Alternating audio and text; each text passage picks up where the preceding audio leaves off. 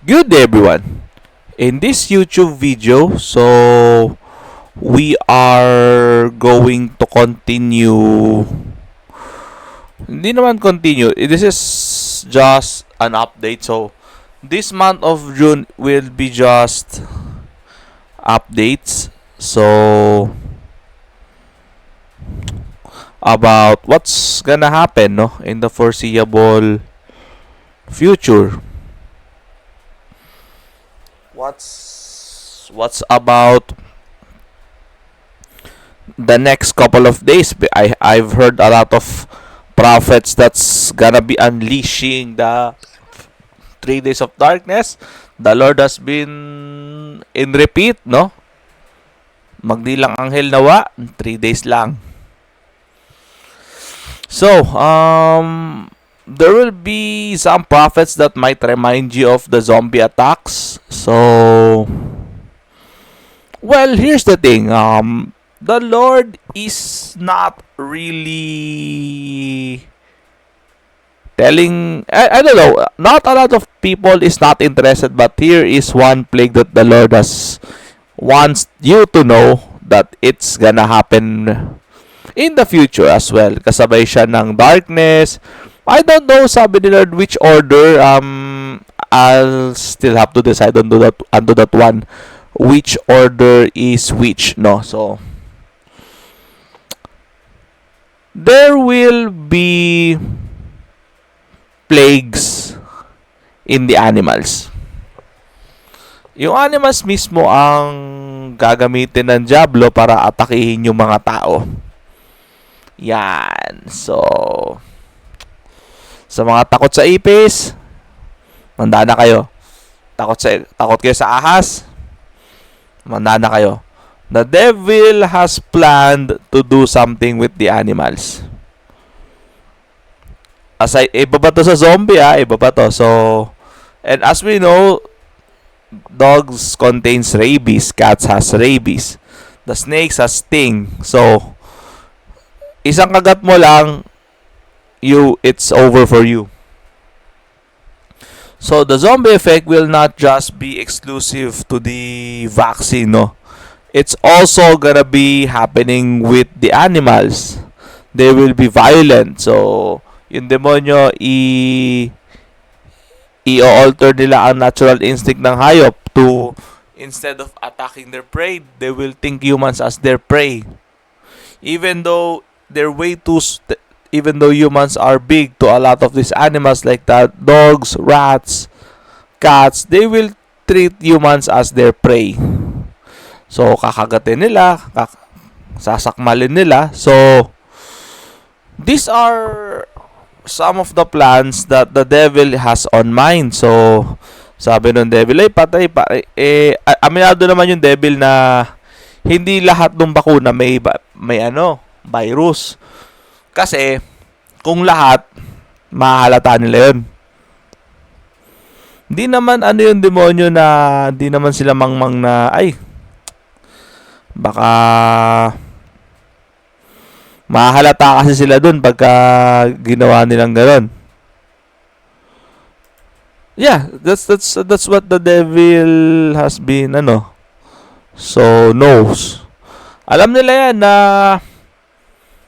pag hindi lahat nila, magkakaroon tayo ng revolusyon sa demonyo.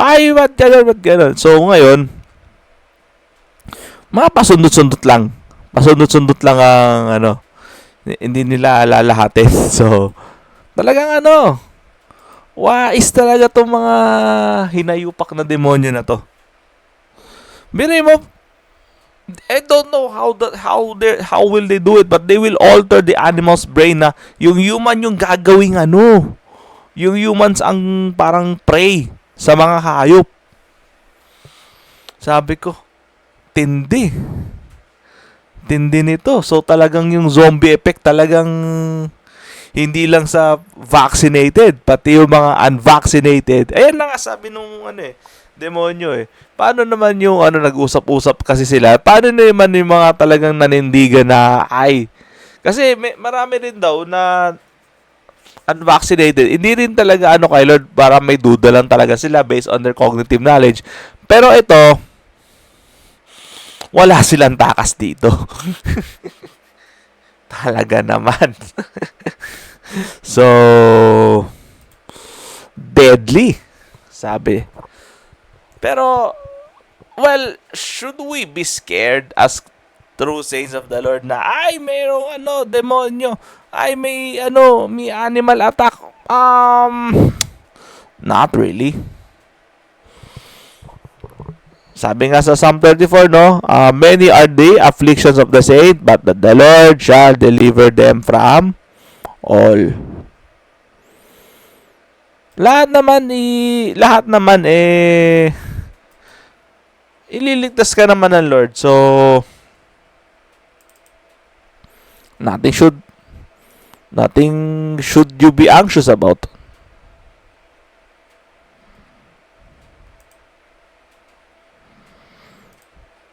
Diba? So, paano ba to? Anong gagawin ng Kristiyano ngayon? So, sabi naman ni Lord, yung mga oil, naman naririnig ako, mga oil, spread the oil. Okay yun, pero kung sa loob ka ng bahay, paano kung sa labas ka ng bahay? Hindi naman uubra yung oil na yun of anointing, of protection na yun. Nasa labas ka ng bahay eh. Ano gagawin mo? Kaya nga, the blood of the Lamb is very important and unto this point in our lives.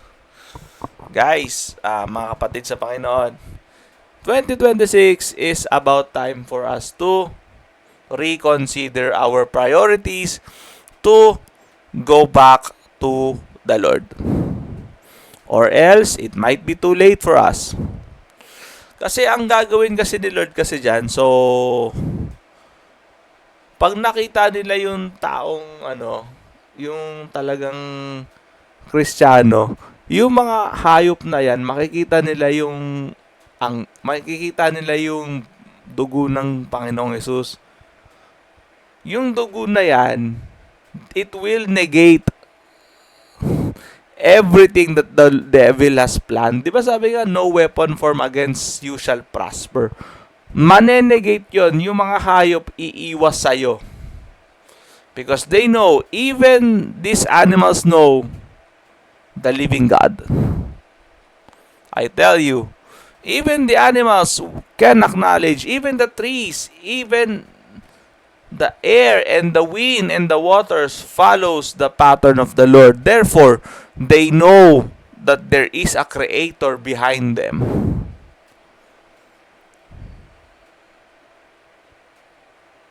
See?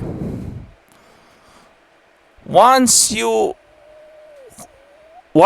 consider this one, you will just realize that the Lord is with us. He is Emmanuel. If the devil knows how to manipulate those things, the Lord knows how to negate it. Kasi kay Lord naman galing yung kapangyarihan ng Diablo. So if the devil plans it, the Lord knows how to negate it. Ang hinihingi lang ng Lord, obedience. Kasi nga sabi ni Samuel, di ba? Obedience is better than sacrifice. Sumunod ka kay Lord, sumunod ka sa alituntunin niya, sumunod ka sa patakaran niya, and you will be fine. Kahit yung mga animal attack na yan, kahit yung mga zombie attack na yan, iiwas yung mga zombie na yan sa'yo. Once they see the blood of the Lamb, sabi nga ni Lord, mawawala kayo sa paningin nila. You will be invincible in their eyes. Ang makakakita lang sa inyo yung kapwa-tao na hindi pa nazo-zombify, or yung mga hayop na normal, yung mga walang problemang ganyan. So, yun yung makakakita sa inyo. Pero yung mga zombie, makikita mo sila pero hindi ka nila makikita. Huwag mo na lang lapitan, sabi ni Lord. Pero they will not attack you because they will not see you. That's the kind of protection and assurance that the Lord has for His or her saints. For His saints. So, ayun lang naman, no? So, reconsider our thoughts, reconsider our priorities, and the Lord shall be with us all the days of our life. That's it for this video. See you next time. God bless.